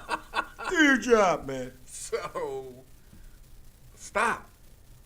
That's why black people should be. And my thing is, you can vote for whoever you want, and I'm sorry. But that's why they have my vote. Because right here, what it says, Civil Rights Movement, 1950 to 1960, the Democratic Party, led by figures like President Lyndon B. Johnson, supported the civil rights legislation, including the Civil Rights Acts of 1964 and the Voting Rights Acts of 1965. Sound about right. Okay. Now, let me put in here now. It does say this alienated many white Southern Democrats who began shifting toward the Republican Party? Yep. Yeah. Ooh, ain't that juicy? Flavor flipper. That's what they call it in the 90s, gangbanging. Flavor flippers. Man. So, I'm just, since we want to talk about them type of things, you know what I'm saying? And I'm going to end with this because I don't want to get too deep into this, but it's way more, especially with the Reagan. That's why I'm going to stop with the Reagan. And I don't want to go there too far. But I am going to end with this one. Southern Strategy. 1960 to 1980. Republicans, particularly under Richard Nixon, I guess I am going, and later Ronald Reagan adopted the Southern Strategy. And you can go look that shit up. Appealing to the white conservative voters in the South with message opposing federal intervention and emphasizing state rights. And you know we remember that. They coming to get the guns. State rights. Abortion. The strategy flipped the South from a Democratic stronghold, which makes sense, to a Republican base. Bingo. That's what happened. The guy who brought cocaine and turned it into crack flipped Powerful. the South Yeah. with a nigga named Dick Nixon. Tricky Dicky. Yeah, Chicken Dick. Tricky Dicky. Do your motherfucking research. I'm telling you. Makes sense now. Yep. Tricky Dick and a dope dealer. Getting it. For the Republican side, though. Hey. And that's, Serving dick and dope. and that's Trump. While he up here talking that crazy shit, he finna pop some. It's going down in America. Trump wrote, da, da, da, da, da. You know what he doing now too, boy. Oh, man, because the first thing he said was them tariffs, right? That people were up in an uproar about. Hey, guess what? Hold that L. Hold that L. I know they said the swing was a lot of men of color swung to the Trump side in this last election. Oh. So guess what? Hold that L. When these tariffs come and fuck this economy up, Man. hold that L now. Oh, and that man, they gonna have so many excuses and Oh, yeah. blame it on the. You Look, know how they get You down. know that number one, but Yeah. But yeah. But if and it's gonna be better than shut up, man. We looking for instant gratification, just like y'all said. Cause you know he only got 4 years. What can he do in there? Man. I'm just saying I could have let Biden finish his good shit And going on. let me throw something at you. Please, man. So when they elected Trump, Yeah. I noticed that the gas prices went down a bit. True that. But Biden's still in there. Does he Yeah. get credit for the gas prices going down? He should. I'm happy he doing it. And ceasefire. And a great ceasefire. With what is it? Israel it and in Gaza. Hezbollah? Hezbollah, yeah. Ceasefire. But Biden's still the president. Yeah. Does he get credit for that like Trump did when Obama gave him a booming economy?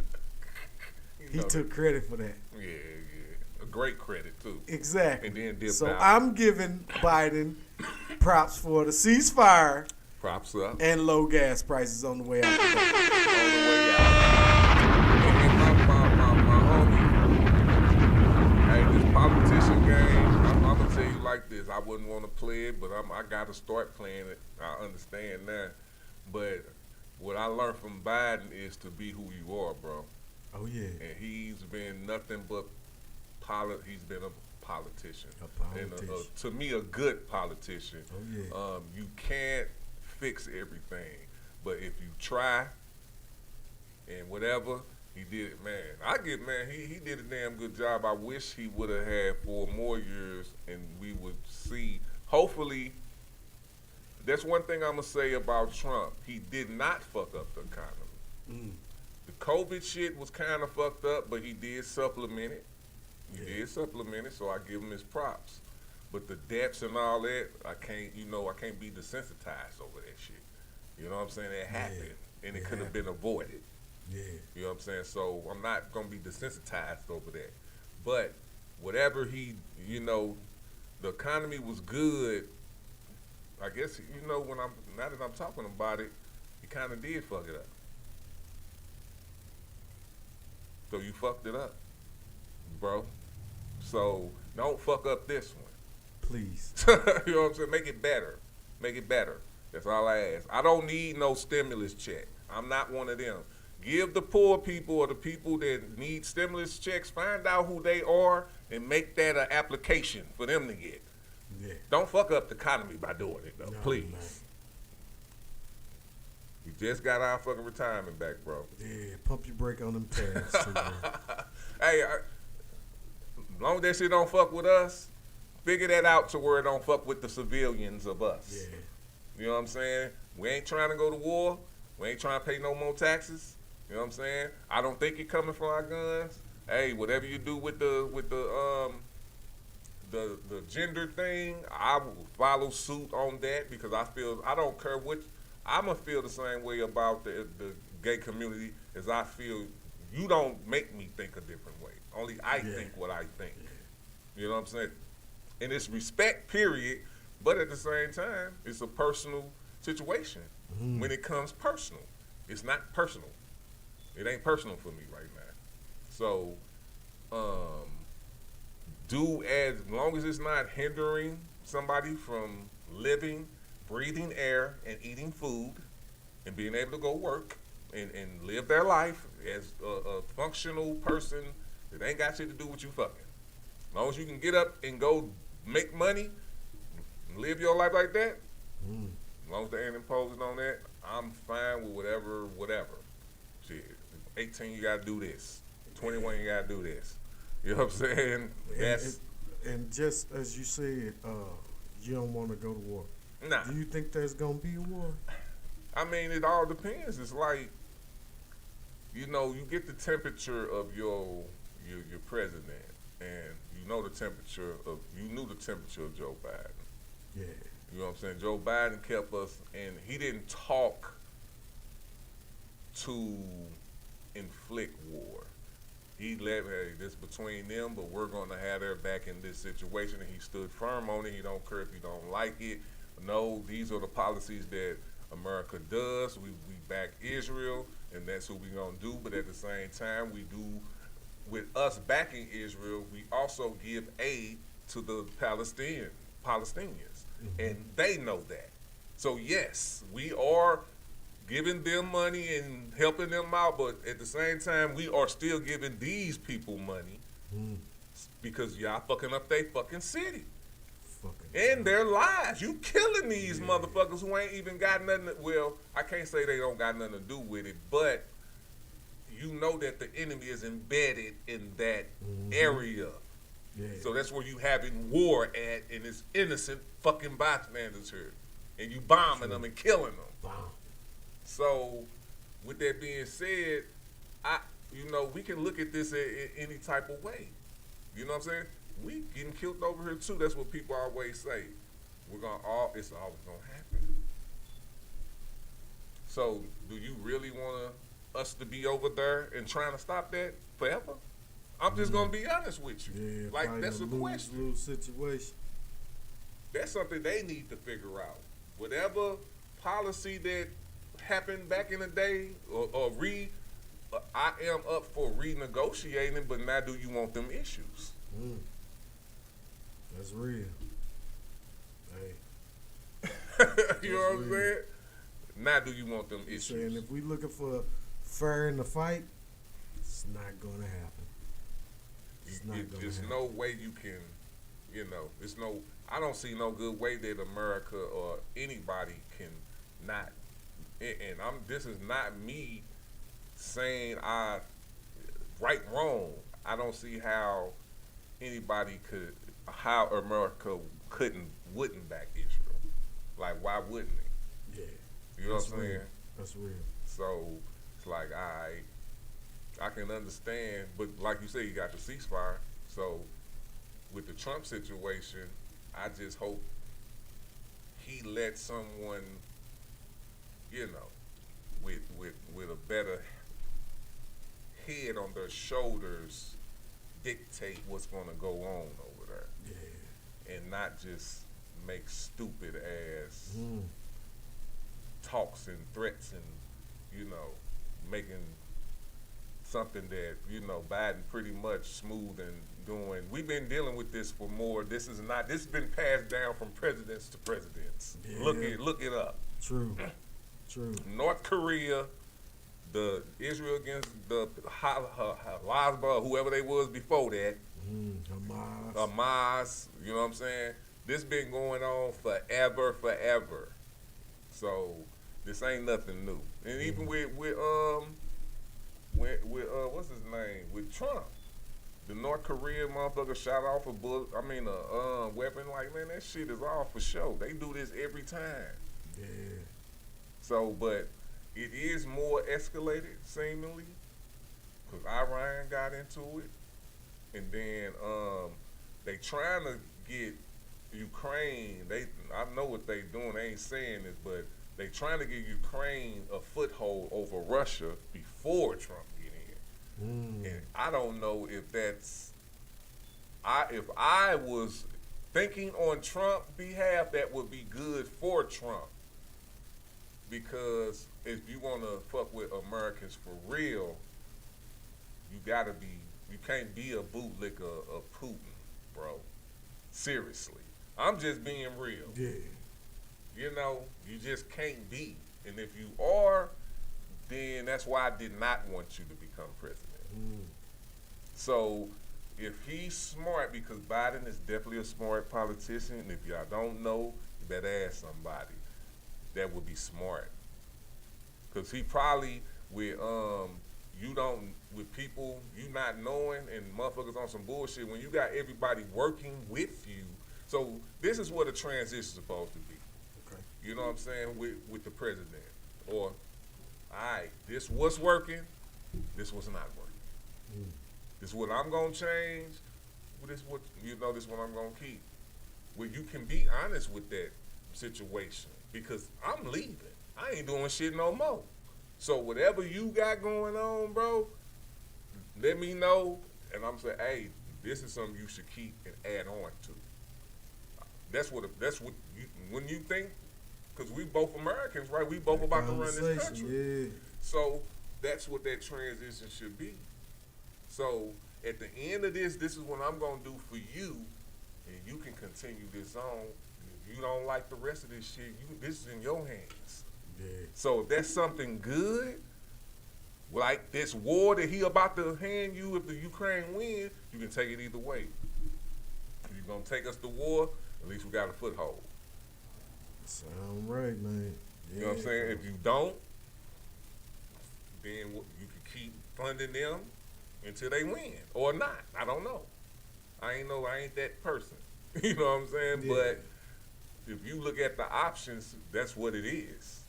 If you ain't been watching the news, that's what they been giving them money. They been bombing their ass. Yeah, weapons. Yeah. So that's what I'm And saying. I can tell it's been helping. Oh, it's been Because helping. we ain't seen none of that. Took over this region in a long time. Yeah, because Like now when they we first know. started, they got what was it? Curve. I can't even pronounce it. Yeah, I don't But know. anyway, Yeah. they was taking little small chunks. They was We coming ain't in heard that in a minute. ever since the election. Yeah.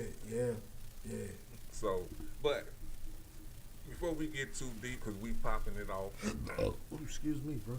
No, you good. Hey, so I kind of knew once, Trump got elected, some people was gonna start switching shit up. Cause that's the point. He did his thing. You know what I'm saying? Yeah. Who switched up, bro? One of my favorite. Because I knew he was going. I thought he was going to go down in history, but he is going to go down in history. That's just not on the side that I thought he was going to be on. I thought he was going to take. I thought he was going to take Trump down. But Trump trumped Jack Smith. So let's go ahead and listen to what happened. Jack Smith. Why did Democrats feel the need to just fall over themselves to defer completely, wholly, and totally to even unenforceable elements of the law, and yet we're doing this in the face of someone like Donald Trump, who will undermine that very system the moment he has the opportunity to do so?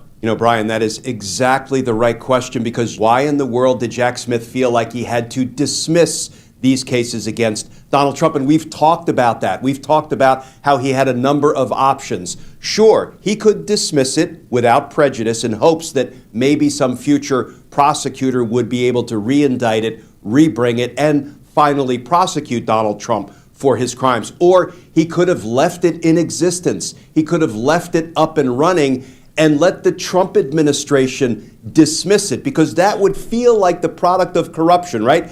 A president of the United States ordering his DOJ officials to dismiss his own case, a case that was amply supported by the evidence that was developed against him. And I want to talk more about that evidence in a minute. Or he could have gone to Judge Chutkan and say, listen, I'm not asking you to dismiss it, but I'm asking you to just put a stay in place. Just pause it while Donald Trump is in office, such that we can pick up exactly where we left off when Donald Trump left office. Here is, after reading the 6-page motion filed by Jack Smith and Judge Chutkan's 2-page granting of that motion to dismiss, here is the argument that he made, and frankly, I think tactically, Brian, it was the only argument he was left with. He said, listen, the Department of Justice has a policy. They have interpreted the Constitution as somehow mandating that we can't prosecute a sitting criminal president. Now,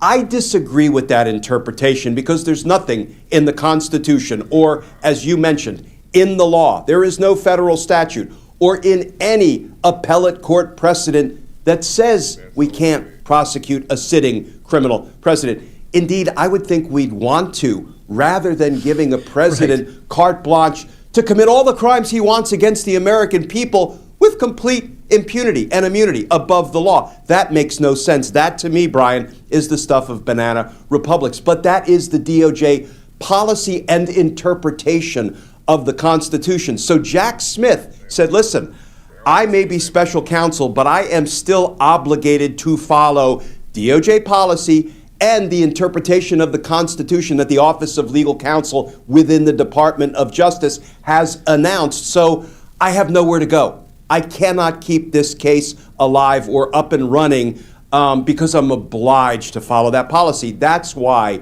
he moved to dismiss it without prejudice. Now let's play this out. What if he didn't? What if he said, you know what? Kind of not unlike Glenn, I disagree with the policy, because the Constitution doesn't say that, even if the pinheads at the Office of Legal Counsel do. So I'm not going to move to dismiss it. I'm going to let Trump do it. You know what the Trump administration would have done, Brian? They would have come in with their new attorney general.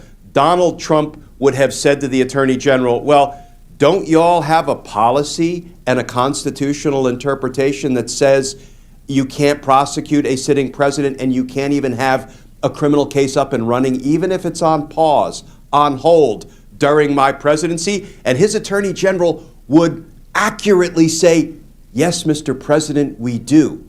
And he could then say, well, shouldn't you be following that policy? And the incoming attorney general undoubtedly would have had his or her prosecutors move to dismiss the case. And then you know what they would have said? They would have said, you know what, Jack Smith illegally, in violation of the Constitution, refused to move to dismiss the case. It seems like he ought to be investigated and maybe even prosecuted, doesn't it? Donald Trump would say to the attorney general. Let me jump in here real quick and offer that, okay, Jack Smith didn't want to be the one to be accused of illegally subverting the Constitution, and so he had no choice but to dismiss. But in this case, either way, Trump gets the case dismissed. Either Jack Smith does it because he doesn't want to be viewed as being in violation of the Constitution, and he knows that the subsequent administration would say exactly that, or Trump's team dismisses it. But either way, it gets dismissed. So don't you want to at least have Jack Smith make an attempt at preserving this case for the future? Because in both instances, whether it's Jack Smith who does it or Trump's team who does it, either way, Trump gets away with it. So don't you want to at least have Jack Smith make an attempt to preserve this case in the future by virtue of not dismissing it? Yeah, Brian, maybe you missed your calling as a lawyer. I think you've got your JD degree by now based on all of the discussions that we've had over the years. But yeah, it's a great point. But here is why what Jack Smith did actually preserved the opportunity to potentially jumpstart this case again when Donald Trump leaves office. If Donald Trump had his attorney general move to dismiss the case, saying, well, it's DOJ policy, right? Wink, wink. I am almost certain that the incoming attorney general would direct the prosecutors to file a motion to dismiss the case with prejudice. So, you heard all that, bro. So, that's another shift that I'm seeing. We are in the shift where we actually got a president in there who, you know what I'm saying, who is questioning the Constitution like a lawyer. Like he's going at it like he's questioning it. You know what I'm saying? Like what this really meaning, how can't the president be immune? You know what I'm saying? Like we gotta have some type of immunity in this, like questioning the motherfucker. You know what I'm saying? To the point where it's working. Where you got judges flipping like, yeah, we should, and then that prosecutor ain't shit either. You know what I'm saying? It is like, okay, what's going on? Like some of this stuff, I actually thought you couldn't be a felon and be a president. I actually thought that. But once I did the research and looked it up, it's no such thing of this in the Constitution. And my thing is, I even question the Constitution as far as powerful people following it, because Trump didn't follow. He did do what you call that, the insurrection. That in the Constitution it says that if you cause one of those, you can't run. You can't be an official of the United States, and he still becoming the president. So it's like, this is the era of where we have a president who actually questioned the Constitution and actually went against it. And showed the loophole. Showed the straight loophole. And that is, it makes you think, was that loophole there on purpose? Or we didn't notice until he shined the magnifying glass on it? Oh, he definitely shined the magnifying glass. Because I didn't know. I'm thinking, right is right, wrong is wrong. He's a felon. He shouldn't get the opportunity. Right. But obviously that's not what it is. Obviously that's not what it is. You see what I'm saying? Yeah, so it's like we need to start. That's why I said, man, this democracy is only an idea. If you better be careful on how you think and what you say. But my thing is, Only thing I can do is say the Most High, bro. I can't. I'm not understanding a lot of this.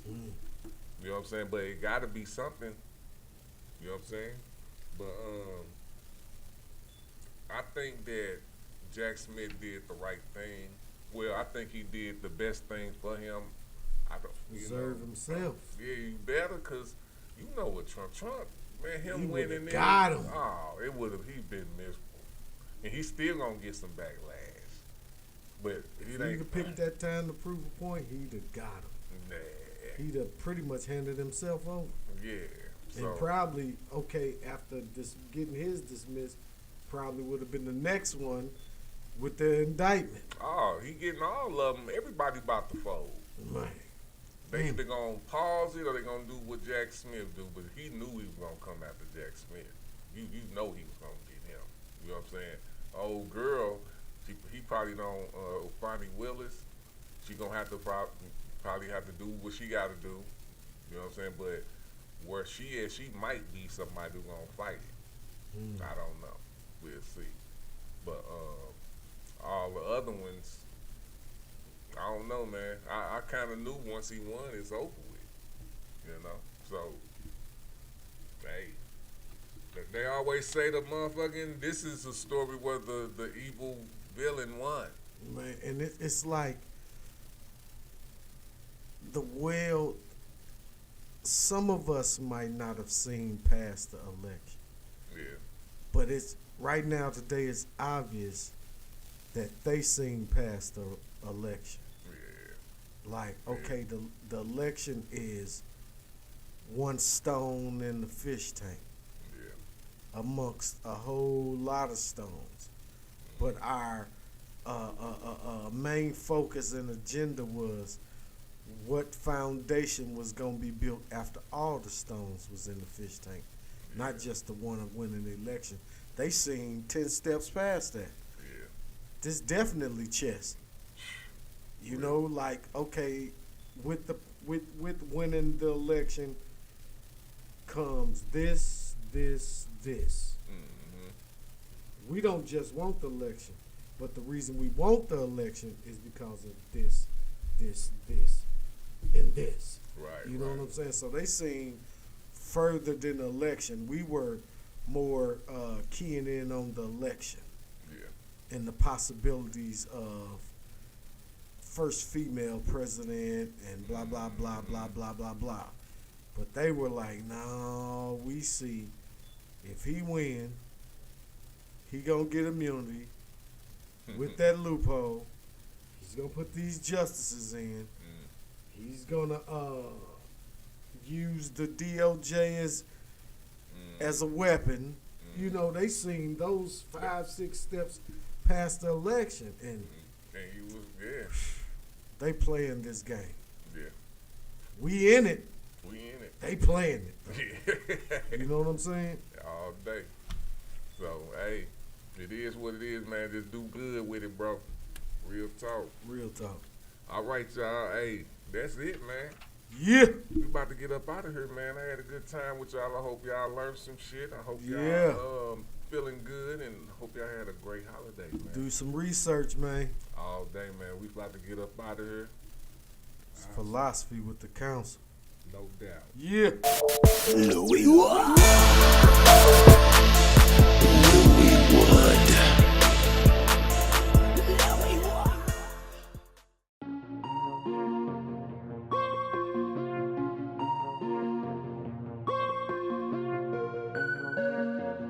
Nasty girl. Yeah. Fruity Loop Mafia. Yeah. Swah. Yeah. Swah. That's the nasty girl call. Yeah. Oh yeah, you're a nasty girl. Wanna use my plastic girl. Just like I like it, girl. Gon' bring another girl. Yeah. You know I'm a busted girl. Why fucking open, girl? You know I'm lusting, girl. I swear. Now give me that wop wop. Gon' let me top off. That vitamin D'll leave you lit up in your hot spot. Ass up, pussy out. Let's reroute. A little closer to my mouth. What's that be bout? call me a magician. All shit she missing. All cause this licking. Topped off with this sticking. Oh, she the type of girl to fuck you anywhere. Like right there, yeah. We play truth or dare. No fucks on who or where. Slide out them underwear. You love me, I don't care. You want it here, there. Two ladies in your hair. You a freak, you can't prepare. Twist up that wig, grab these nuts, and then took it there. She took it there. Yeah. Oh. Damn, I wasn't ready. Oh yeah, you're nasty girl. Wanna use my plastic girl, just like I like it, girl. Gon' bring another girl. Yeah. You know I'm a busted girl. Why fucking open girl? You know I'm lusting girl. I swear. Oh yeah, you're nasty girl. Wanna use my plastic girl, just like I like it, girl. Gon' bring another girl. Yeah. You know I'm a busted girl. Why fucking open girl? You know I'm lusting girl. I swear. Nasty girl, a magic girl, a bend it over, blasted girl. Miss Comer, let me feed you. You got that thirst and I got that juice. Let's play house, I be the mommy. Perfect like that Kawasaki. You ain't lying when you say you got me. I feel you strong when you push behind me. Yeah, you wanted a boss, got you a guy creating the juice. So they come to the side, slide him a taste and watch him get loose. Me only me nod, they know you and I, they been up for two. They get on the star, I'm sitting so high, I'm sitting like ooh. In the truck, I got it. In the back, I got it. On the top, I got it. To the side, I got it. To the back, I got it. On the top, I got it. To the side, I got it. I got it. I got it. Oh yeah, you're a nasty girl. Wanna use my plastic girl, just like I like it, girl. Gon' bring another girl. Yeah. You know I'm a busted girl. Why fucking open girl? You know I'm lusting girl. I swear. Oh yeah, you're